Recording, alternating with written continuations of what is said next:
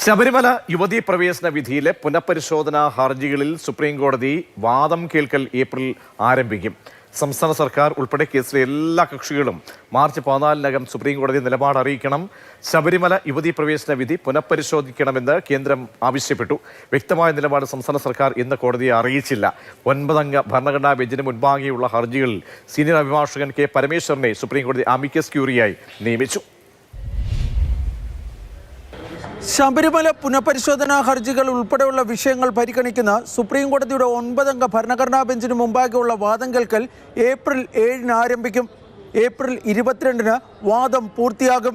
7 വിഷയങ്ങളാണ് 9-അംഗ ഭരണഘടനാ bench പരിഗണിക്കുകയെന്ന് chief justice Suryakant വ്യക്തമാക്കി. ഇതുമായി ബന്ധപ്പെട്ട് സംസ്ഥാന സർക്കാരിനും കേന്ദ്ര സർക്കാരിനും ഉൾപ്പെടെയുള്ള കക്ഷികൾക്ക് നിലപാട് എഴുതി നൽകാം.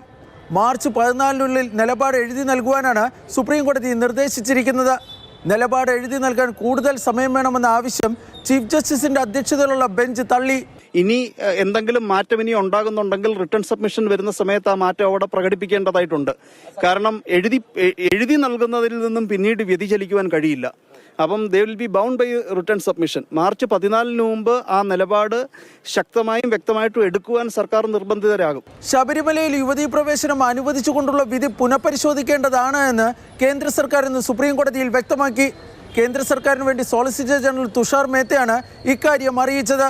ഫലത്തിൽ യുവതീ പ്രവേശനത്തെ എതിർക്കുന്നുവെന്ന് കേന്ദ്രം ഇന്ന് സുപ്രീം കോടതിയിൽ വ്യക്തമാക്കിയിരിക്കുകയാണ്. അതേസമയം ഇക്കാര്യത്തിലുള്ള നിലപാട് സംസ്ഥാന സർക്കാർ ഇന്ന് കോടതിയിൽ വ്യക്തമാക്കിയില്ല. ഇതുവരെ യുവതീ പ്രവേശനത്തെ ചോദ്യം ചെയ്തുകൊണ്ടുള്ള പുനഃപരിശോധനാ ഹർജികളെ എതിർത്തിരുന്നുവെന്നാണ് സംസ്ഥാന സർക്കാർ വ്യക്തമാക്കിയത്. അതേസമയം ഭാവി നിലപാട് എന്തായിരിക്കുമെന്ന് സംസ്ഥാന സർക്കാരിന് വേണ്ടി ഹാജരായ സീനിയർ അഭിഭാഷകൻ ജയ്ദീപ് ഗുപ്ത കോടതിയെ അറിയിച്ചില്ല. കേസിൽ അമിക്കസ് ക്യൂറിയായി സീനിയർ അഭിഭാഷകൻ കെ പരമേശ്വരനെ സുപ്രീം കോടതി നിയമിച്ചു.